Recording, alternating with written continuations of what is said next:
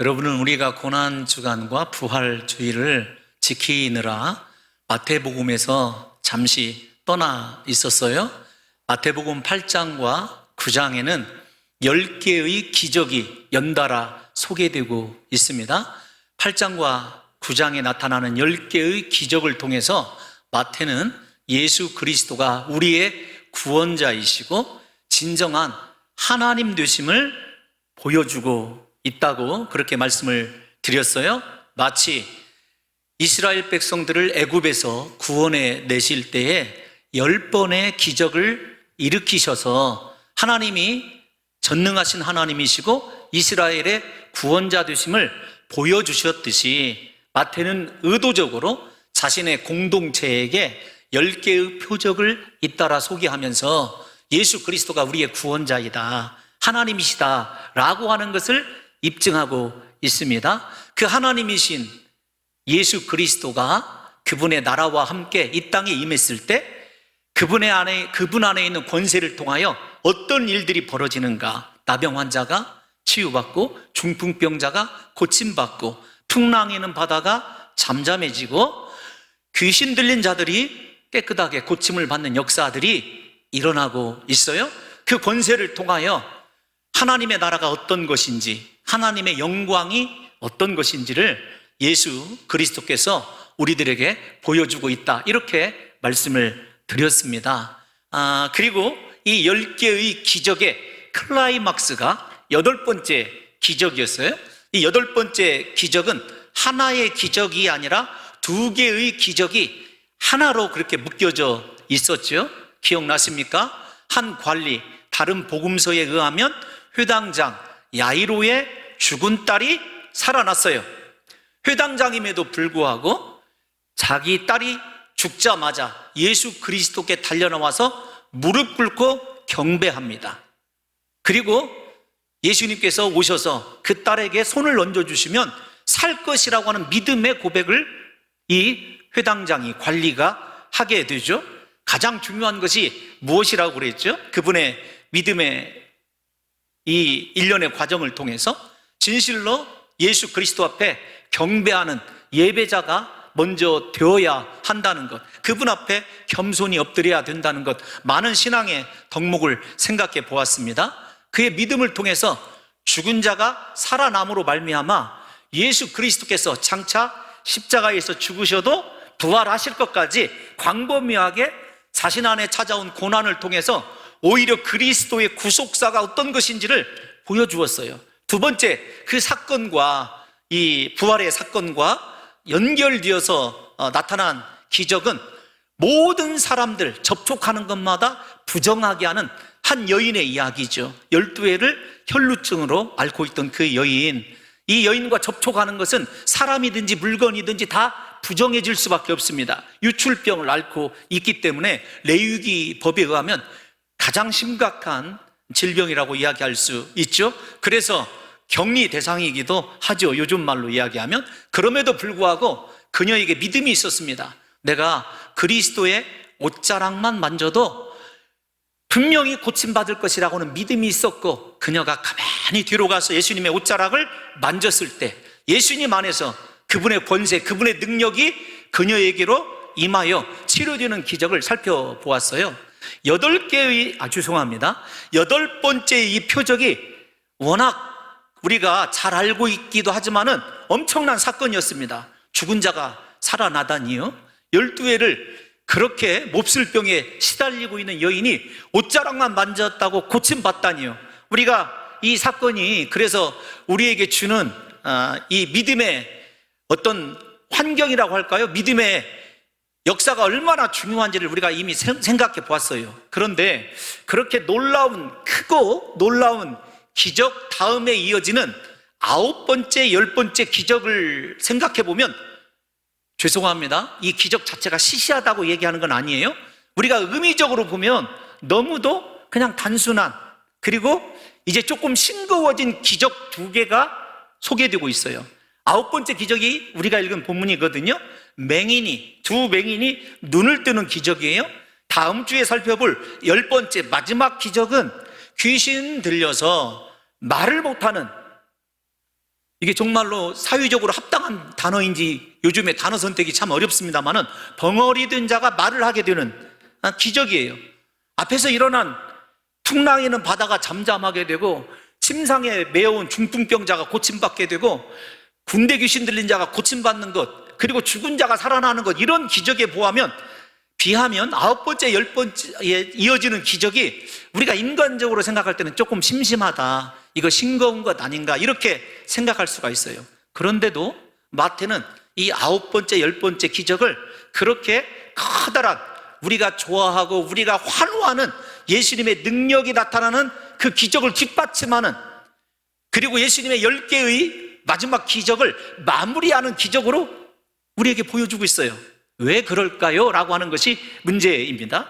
이제 9번째와 10번째 기적을 서론적으로 설명하고 다음 주에 10번째 기적은 자세히 설명을 해 드리리라고 생각이 되어지지만, 오늘 9번째 이 기적이 갖고 있는 의미를 우리가 한번 생각해 보게요. 어차피 마태복음을 공부하고 있는 중에 있으니까 먼저 여러분들에게 그 해답 이유를 성경적으로 좀 들려드리면, 세례 요한이 자신이 기대하는 예수 그리스도의 상이 아니다고 느껴졌을 때 제자들을 감옥에서 예수님에게 보내죠. 당신이 오실 그이니까? 라고 묻습니다.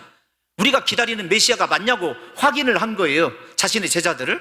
그때 예수님께서 이렇게 답변을 하십니다. 누가복음 7장 25절 한번 읽어볼까요? 22절입니다. 시작. 예수께서 대답하여 이르시되 너희가 가서 보고 들은 것을 요한에게 알리되, 맹인이 보며 못 걷는 사람이 걸으며 나병 환자가 깨끗함을 받으며 귀먹은 사람이 들으며 죽은 자가 살아나며 가난한 자에게 복음이 전파된다 하라. 아멘. 헬라어 어법상 여러 가지가 저렇게 나열될 때는 맨 처음 앞에 나오는 것이 중요합니다. 한마디로 맹인이 중요하다 이렇게 이야기도 할 수 있겠지만, 무엇 때문에 중요한지는 잠시 후에 말씀을 드리고요. 성도 여러분들과 제가 깊이 생각해 보세요. 8장과 9장에 일어난 이야기를 세례 요한에게 들려주라는 거예요. 이것이 메시아다라는 것입니다. 그러면 이 9번째와 10번째 기적이 왜 메시아와 관련해서, 예수님의 구원자 되심과 관련해서 중요한지를 우리가 선지서로 가서 확인을 한번 해보게요. 이사야 35장 5절에서 6절을 한번 읽어보겠습니다.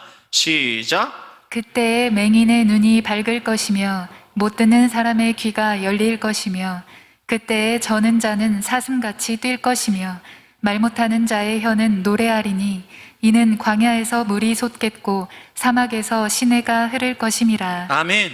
예수님이 오셨을 때, 하나님의 종이 이 땅 가운데 오셨을 때 이런 일이 일어날 것이라고 이사야 선지자가 이미 400년 전에 예언을 했어요. 그렇다고 한다면 사랑하는 성도 여러분들과 제가 이 맹인의 치유받은 사건을 하나님의 시각에서 먼저 생각해 봐야 돼요. 우리가 좀 성경을 읽어보면 유달리 맹인에 관한 기사가 많다는 것을 우리 성도 여러분들이 아실 거예요. 복음서마다 맹인 이야기가 빠지는 데가 없거든요. 그건 일단 팔레스타인의 기후적 특성 때문에 그렇습니다. 사막, 요단 동편에 있는 사막에서 모래바람이 불어오게 되고, 서쪽에 있는 지중해가 일종의 차단막을 하죠. 그러니까 공기가 빠져나가지를 못하고 일종의 그 안에서만 뭐라고 할까요?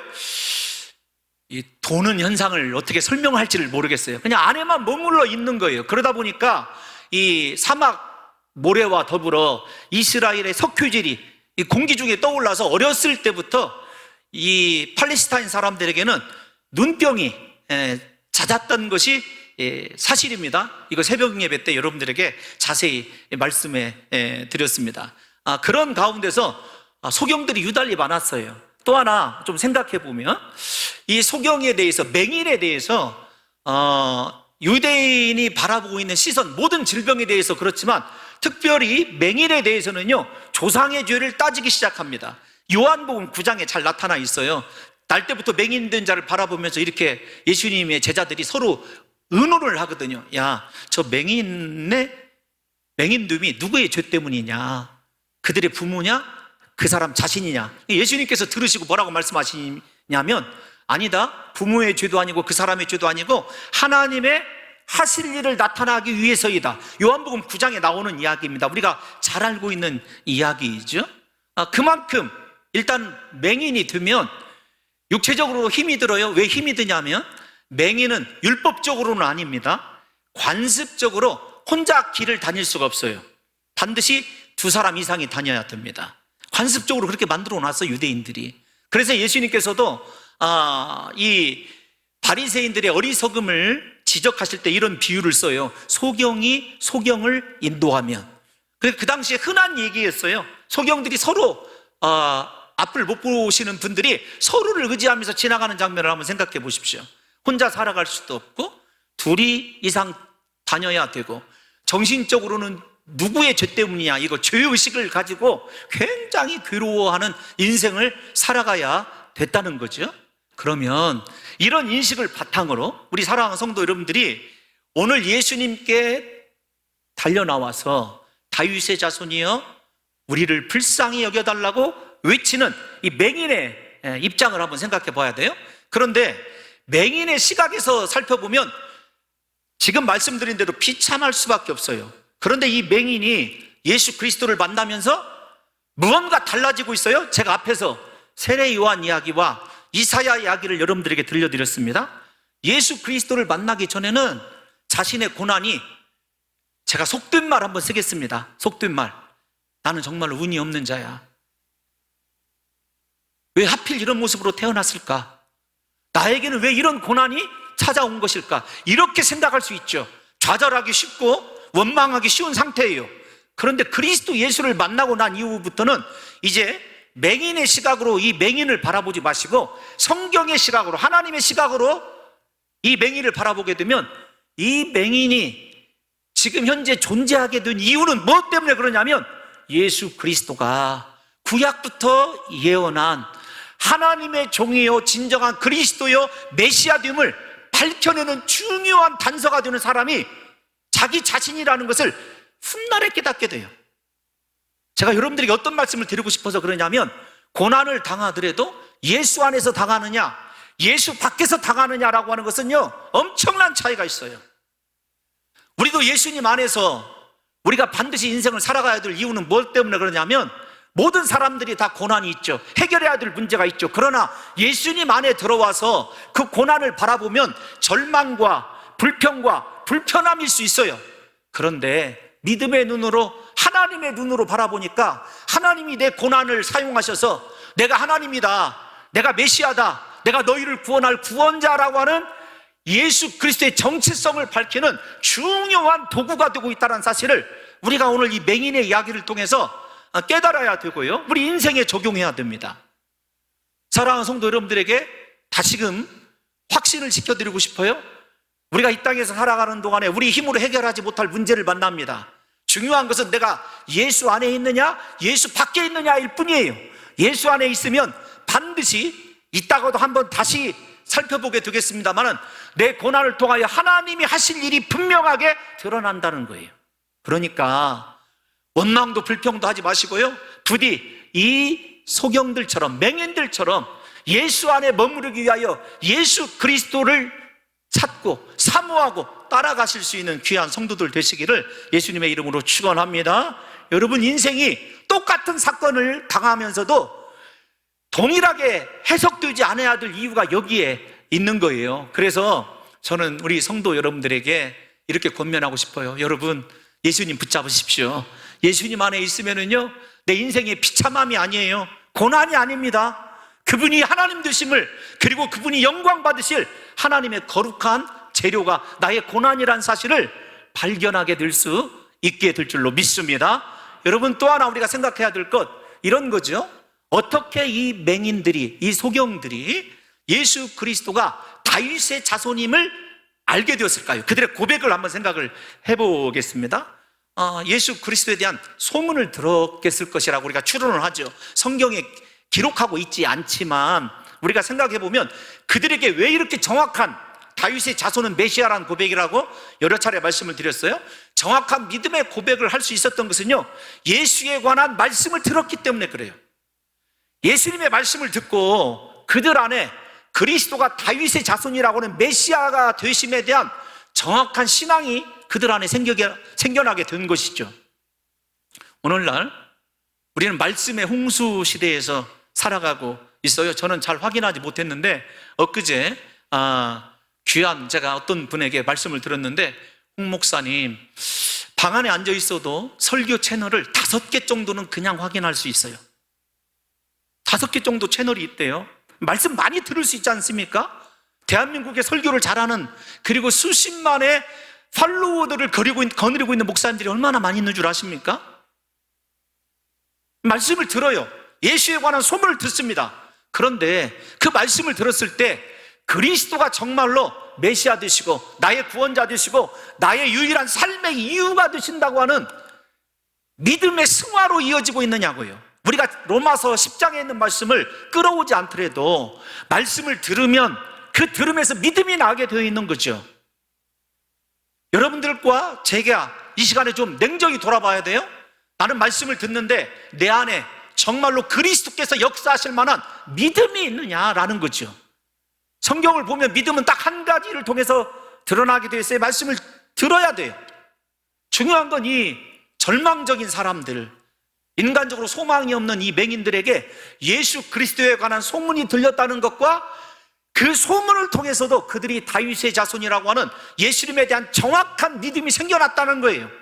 그리고 그 믿음이 어떻게 역사를 하냐면, 우리가 읽은 본문을 좀 따라가 보시면은요, 여러 가지 다양한 단어들이 등장을 합니다. 일어나서, 따라가고 등등, 부르짖고, 다 현재형이에요. 헬라어예요. 성경의 원문이 헬라어라고 말씀을 드렸는데, 현재형은요 영원한 거예요. 변치 않는 것입니다. 그러니까 이 사람들의 믿음이 영원하고 변치 않다라는 것을 마태가 동사의 현재형을 써서 우리들에게 보여주고 있는 거예요. 예수 믿고 문제가 해결되면 다시 세상으로 나가서 빠져 사는 그런 믿음이 아니라, 이 사람들의 믿음은 정확하고 변치 않고 영원하고 한결같은 믿음이라고 하는 것을 마태가 단어를 통해서 우리에게 보여주고 있는 것입니다. 사랑하는 성도 여러분들이요, 우리 한번 생각을 해볼까요? 여러분들 예수님 따라가고 있습니까? 예수님께 소리질러 부르짖고 있습니까? 예수님께 끊임없이 나아가고 있습니까? 다 현재형이에요. 그러니까 예수님께 나아가고 예수님께 부르짖고 예수님 따라가는 것이 영원하다니까요. 우리의 믿음을 한번 생각해 보자고요. 일이 형통해지면 금방 감사한 듯 했다가 조그마한 삶의 문제에 부딪히면은요, 언제 내 믿음이 있었냐는 듯이 원망하기도 하고 좌절하기도 하죠. 그거면 그래도 조금 나아요. 하나님이 은혜 주시면 감사했다가 금방 하나님에 대한 믿음보다는 세상에 나가서 내 마음대로 내 뜻대로 즐기고 살아가고 싶은 대로 살아가는 것이 우리의 모습 아니던가요? 왜 그렇게 오늘날 한국 기독교인들이 손가락질을 받고 살아가는지를 우리가 한번 생각해 봐야 돼요. 정말로 우리 예수님에 대하여 정확히 듣고 있습니까? 예수님이 다윗의 자손이라고 하는 진정한 변치 않는 영원한 믿음을 가지고 있느냐는 거죠. 또 하나 한번 생각해 보십시다. 이 사람들은 끈질기게 예수님을 따라가요. 오늘 믿음의 거절이 일어나고 있어요. 죄송하지만 예수님이 이렇게 생각을 해보세요. 가만히 뒤로 와서 옷자락만 만지는 여인에 대해서도 자신에게서 능력이 나가는 것을 아시는 분이에요. 그런데 큰 소리로 부르짖으며 계속해서 따라오는 소경들의 부르짖는 소리를 예수님이 못 들으셨을까요? 아닙니다. 충분히 듣고 계신데도 불구하고 지속적으로 그냥 외면하신 채 한 집에 들어갈 때까지 그들에게 절대 말씀도 그 다음에 응답도 하지 않으셔요. 아무런 반응을 보이시지 않죠. 믿음의 이 일종의 테스트라는 것을 우리가 잘 알고 있어요. 이 두 가지를 먼저 생각해 보려고요. 하나는, 여러분, 그러한 예수님의 거절 아닌 거절에도 불구하고 나는 예수님 따라가고 있는가? 예수님만이 유일한 내 삶의 소망이라고 하는 진정한 믿음이 있는가를 한번 생각해 보자는 거예요. 여러분들은 예수님 따라가고 있습니까? 아닌 것 같아요. 제가 볼 때는 세상의 성공 따라가고 출세 따라가고, 정확히는 애매한 성공과 출세가 아니라 돈을 따라가죠. 내 인생의 쾌락과 환락을 따라가죠. 그러면서도 예수 그리스도를 향하여 나의 주님이라고 고백하는 우리의 신앙이 이 맹인의 신앙에 비하여 얼마나 초라하고 보잘것없는 것인지를 한번 생각해 봐야 돼요. 다시 한번 묻습니다. 여러분들의 믿음은 진짜인가요? 그리고 예수님 따라가고 있습니까? 한 번도 변함없이 예수님 따라갈 수 있는 영원한 믿음의 소유자로 성경이 기록하고 있는 이 맹인의 믿음이 여러분들에게 있느냐고요.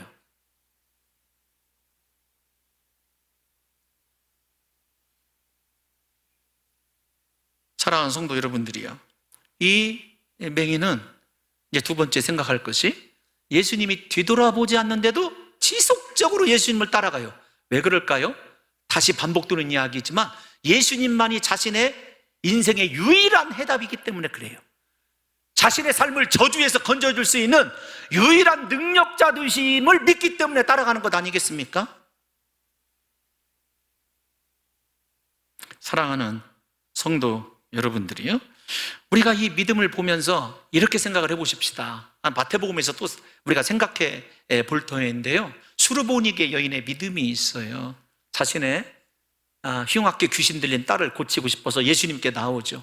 예수님이 거절하십니다. 거절하실 때 그냥 거절하시는 것이 아니라 그녀를 인격적 모독을 충분히 느낄 만한 언어를 사용하시죠. 자녀들의 떡을 취하여 개들에게 던짐이 마땅하지 않도다. 우리 같으면 그 자리에서 주저앉죠. 금방 발끈하죠. 원망하죠.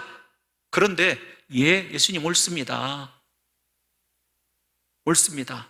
하지만 개들도 자녀들의 상에서 떨어지는 부스러기를 먹고 살아가는 것 아니겠습니까? 부스러기라도 좋다는 거예요. 그 믿음을 통해서 그 여인이 당연히 문제 해결 받았다는 거 우리가 다 잘 알고 있죠. 우리가 끝까지 신앙을 포기하지 않아야 될 이유, 예수님 따라가는 것을 포기하지 않아야 될 이유가 여기에 있는 것 아니겠습니까? 예수님께서는 지금 우리의 믿음을 바라보고 계세요. 진짜 네가 나에 대해서 이번에는 변함이 없는 믿음을 보이겠느냐? 끝까지 예수님 따라가겠느냐라고 하는 우리의 믿음을 바라보고 계시는 거죠. 이 맹인들은요, 예수님의 테스트에 통과하게 됩니다. 사랑하는 성도 여러분들께 이제 또 하나 더 생각해 봐야 될 것이 있어요.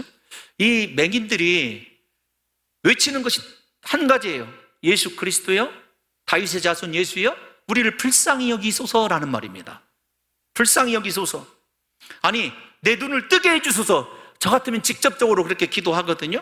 그런데 불쌍히 여겨달라는 거예요. 이 말 속에는요, 우리의 믿음의 종류가 어떤 것인지를 한번 생각해 봐야 돼요.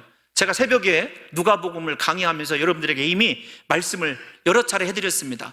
불쌍히 여겨달라, 이 말씀은요, 나중에 다음 시간에도 나옵니다. 예수 그리스도께서 불쌍히 여기셨다, 이 표현이 나오거든요. 민망히 여기다, 불쌍히 여기다 라고 하는 말은 동일한 이 언어예요.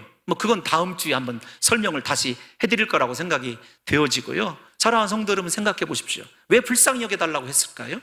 이 불쌍히 여겨달라고 하는 이 말은 예수 그리스도께 모든 주권을 맡겨드리는 거예요. 주권이 예수 그리스도께 있다는 말입니다. 즉, 내 눈을 뜨게 해달라고 기도하지 않은 이유는 어떤 것이냐면, 이들이 그리스도가 진정한 하나님이시기 때문에 나의 맹인됨도 하나님의 뜻이었습니다. 고쳐주실 수 있는 것도 하나님의 뜻입니다. 그리고 가로 열고 닫고, 만약에 고쳐주지 않아도 나는 하나님의 자녀로 살 것입니다 라고는 믿음의 고백이 이 불쌍히 여겨소서라고 하는 말 속에 고스란히 녹아져 있어요. 내 목적을 가지고 기도하는 것이 아니라 내 목적도 포함되지만 내 인생의 모든 것을 주장하시는 하나님 뜻대로 행하셔야 되기 때문에 그분이 나를 긍휼히 여겨주시면, 불쌍히 여겨주시면 내 인생의 문제가 해결될 것이라는 거죠. 사랑하는 성도 여러분들이요, 이만큼 우리의 믿음의 폭이 좀 컸으면 좋겠어요. 믿음의 분량이 컸으면 좋겠습니다. 살고 죽는 것 예수 그리스도께 맡기시고 그분이 나를 불쌍히 여겨주시기를 간절히 간구할 수 있는 진정한 믿음의 사람들이 되시기를 예수님의 이름으로 축원합니다. 그래서 이 불쌍히 여겨달라는 말은 고급진 신앙의 고백이에요. 이 말씀과 대꾸를 이루는 말이 있어요. 이제 그걸 좀 생각해 보려고 그래요. 우리 다 같이 28절 한번 읽어보겠습니다. 28절 시작. 예수께서 집에 들어가심에 맹인들이 그에게 나아오거늘 예수께서 이르시되 내가 능히 이 일 할 줄을 믿느냐 대답하되 주여 그러하오이다 하니. 아멘. 우리가 믿음의 문제는 조금 이따 더 언급을 하도록 하고요. 불쌍히 여기소서, 주님을 만났어요. 믿음이 인정된 거죠. 근데 주님이 이렇게 얘기하셔요. 내가 네 눈을 뜨게 할 줄 믿느냐 이렇게 대답하지 않으셔요. 불쌍히 여기소서가 다른 표현으로 고급진 신앙이라고 얘기했죠. 모든 것이 하나님 손에 있습니다. 하나님 뜻대로 나를 긍휼히 여겨주시면 내가 살 수 있습니다 라고 하는 그런 신앙의 진정한 예수님의 마음을 움직이는 그런 기도라고 한다면, 예수님과 이 믿음의 사람, 이 두 맹인이 공감을 하고 있어요. 말이 필요 없는 교감을 나누고 있는 거예요. 뭐냐면 내가 능히 이 일을 할 줄을 믿느냐라고 주님이 물으셔요. 다시요, 내 눈을 뜨게 하여 줄 줄 믿느냐 이런 것이 아니에요. 예수님께서 전혀 생각지 않은 내가 능히 이 일을 할 줄을 믿느냐라고 하는 것을 묻고 계셔요. 이 차이를 제가 어떻게 좀 쉽게 설명을 해드릴까라고 하는 것이 제가 좀 고민이거든요. 사실은 이 맹인의 나를 불쌍히 여기소서라고 하는 고백에 주님이 내가 능히 이 일을 할 줄을 믿느냐라고 하는 속에는요, 하나님의 뜻이 너에게 이루어질 줄 믿느냐, 하나님이 하시는 일이 나타날 줄 믿느냐라는 말이에요. 그러니까 단순히 치유의 목적이 아니라 그 치유를 통해서 하나님이 어떤 일을 이루실지를 그에게 확인시켜 주는 거예요. 제가 죄송해요, 사도행전 4장 28절의 말씀을 좀 읽어보고 싶은데 우리 방송팀에게 얘기를 하지 않았어요. 이 일이라고 하는 단어가 사도행전 4장 28절에서 이렇게 쓰여져요. 하나만 좀 소개를 해드릴게요. 조금 더 어려워서 죄송해요. 한 번만 읽어보겠습니다. 시작. 하나님의 권능과 뜻대로 이루려고 예정하신 그것을 행하려고 이 성에 모였나이다. 여러분, 행하려고 이루려고 하는 말이 포이에오라고 하는 단어예요. 그러니까 저 단어가 항상 쓰일 때는 어떤 것이냐면 나의 소원이 아닙니다. 인생의 소원이 아니라 하나님의 뜻대로, 하나님의 예정하신 대로, 하나님의 권능으로란 말이 언제나 수반되고 있음을 아셔야 돼요. 그러니까 다시 오늘 본문 28절로 돌아오면 조금 어려운 얘기지만 예수님이 내가 능히 이 일 할 줄을 믿느냐라는 말 속에는 단순하게 네 눈을 고쳐줄 줄 믿느냐 이런 얘기가 아니라 너의 속용됨을 통하여 내가 이루고자 하는 하나님의 뜻과 하나님의 예정이 그대로 성취될 줄 믿느냐라고 하는 주님의 또 다른 믿음의 확인이라는 사실을 생각해 보셔야 됩니다. 그래서 우리가 진짜 믿음의 시력을 가지고 살아가는 사람들은요, 인생에 찾아온 고난을 통해서 하나님이 이루실 일을 봐요. 하실 일을 봅니다. 단순히 내 삶이 고침받고 내 자녀가 치유되고 내 삶이 하나님 앞에 어떻게 쓰임 받을까라고 하는 것보다도 집중하는 것이 하나님의 뜻이에요. 이 일을 통해서 하나님이 작정하신 하나님의 예정이에요. 하나님이 이루실 일입니다. 오늘 이 맹인을 향하여 예수 그리스도께서 그것을 확인하는 거예요. 그래서 저도 여러분들에게 이렇게 권면하고 싶습니다. 사랑하는 성도 여러분들이요, 우리가 해결받아야 될 문제들이 구체적으로 다 들어있죠. 그러나 그것이 건강상의 문제이든지 사업상의 문제이든지 물질의 문제이든지요, 하나님의 자녀들에게는요 하나님이 이루실 일이 있어요. 하나님이 예정하신 뜻이 있습니다. 그 뜻이 무엇인지를 발견하고 끝까지 믿음으로 그리스도를 붙들고 있는 것이 중요하다는 사실을 믿으시기를 예수님의 이름으로 축원합니다. 다시 28절 한번 띄워놔 주시면 재미있는 구절이 있어요. 내가 능히 이 일을 할 줄을 믿느냐라고 할 때 우리말 성경에는 믿느냐라는 말이 뒤에 나와 있어요. 그런데 헬라어 원문을 보면 믿느냐라고 하는 말이 먼저 나와 있어요. 그러니까 주님이 다시 확인하는 것이, 몇 차례 확인하는 것이 무엇이냐면 믿음의 문제예요. 그러니까 원문 성경에 보면 믿음이 여러 차례 강조되고 있는 것을 보게 됩니다. 사랑하는 성도 여러분들이요, 이 소경들이 믿는다고 분명히 예수님께 고백했을 때 저렇게 고백하죠. 주여 그러하오이다, 인정을 해요. 믿습니다가 아니라 그러하오이다. 이 말은 무엇이냐면 하나님께서 충분히 하실 일들이 있습니다. 그 일을 행하십시오라고 하는 믿음의 고백이에요. 요즘 말로 표현하면 주여 뜻대로 행하시옵소서예요. 내 소원을 아뢰는 것이 아니라 주여 내 뜻대로 행하시옵소서. 내 뜻이 아니라 내 소원이 아니라. 저들의 믿음이 얼마나 중요한지를 우리가 이 9번째 기적을 통해서 깨달아 아셔야 된다는 거죠. 중요한 건 사랑하는 성도 여러분들이요, 우리가 잘 아는 대로 이제부터는 믿으면 기적이 일어나요. 주님이 계속해서 확인하고 있는 거죠. 확인하고 있는 것이 네가 믿느냐라고 하는 믿음의 문제 아니겠습니까? 왜 아직까지도 내 기도가 응답되지 않을까? 내 부르짖음에 왜 고난은 지속되는 걸까?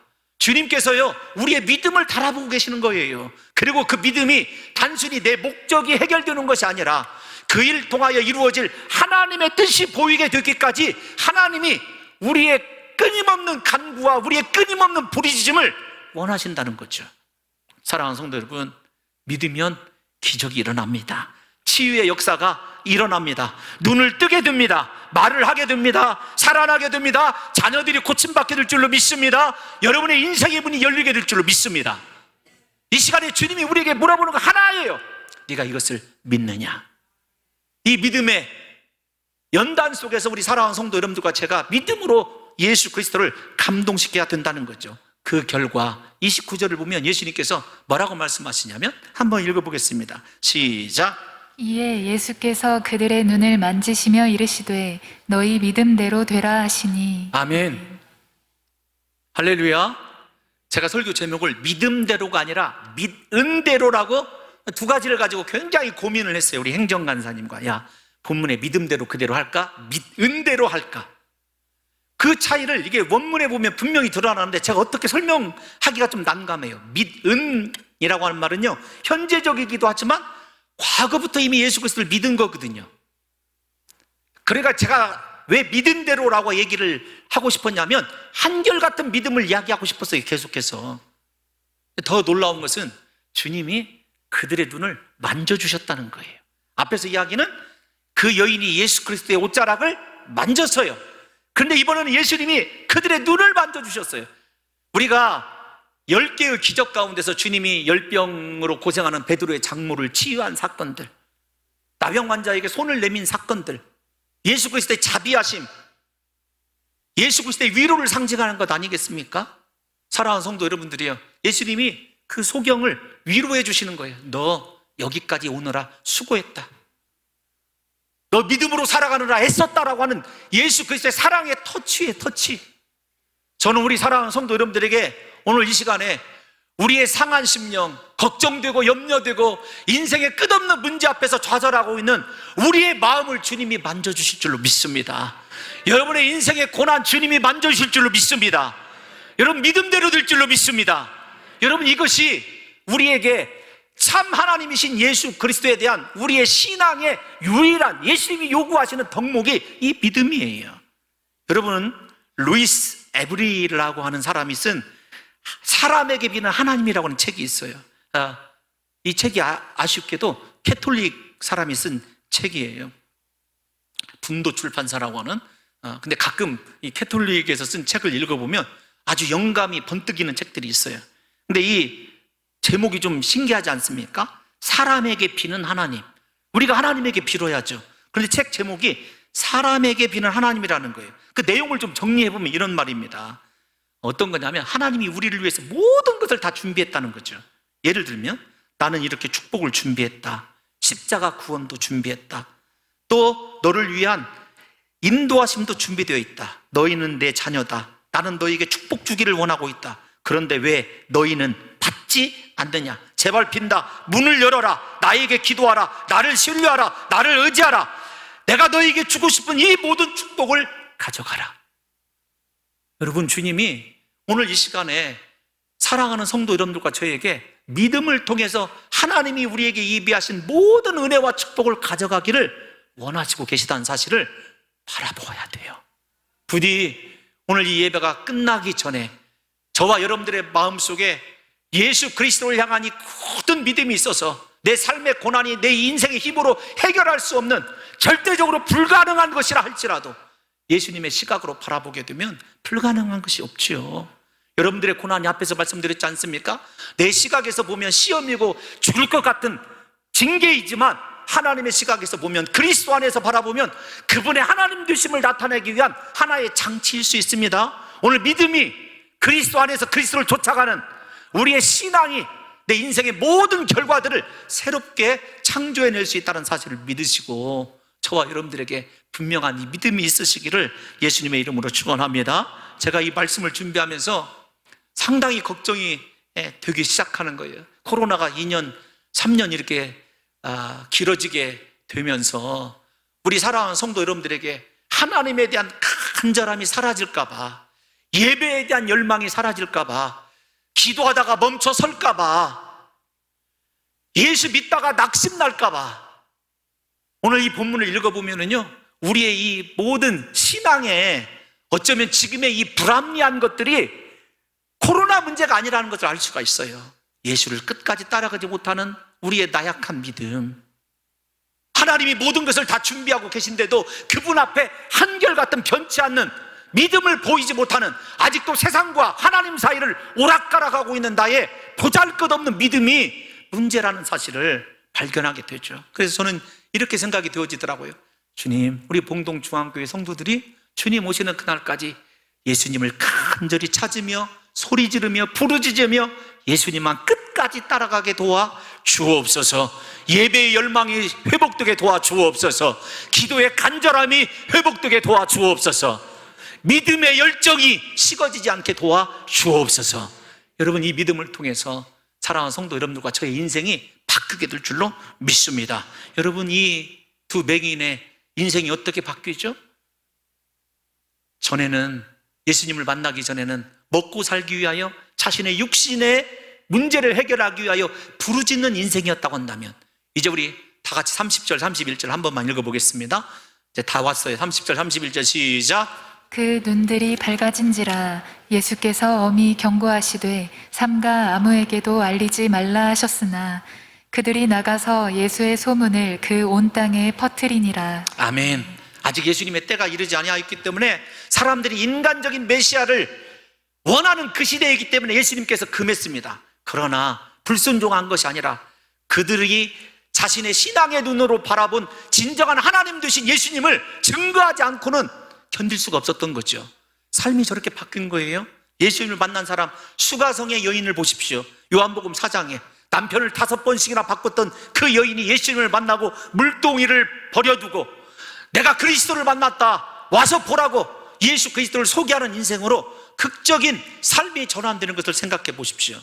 세상 것만 붙잡고 세상 것만, 육신의 것만 요구하고 부르짖던 이 맹인의 인생이 영적인 인생으로 바뀌고 나를 치유하시고 나에게 찾아와 주시고 내 인생을 회복시키는 그리스도 예수를 증거하는 인생으로 변화되는 것을 생각해 보십시오. 이것이 예수 믿은 자들이 진정한 믿음이 어떤 것이냐라고 하는 것을 우리에게 보여주는 극적인 반전 아니겠습니까? 부디 소원합니다.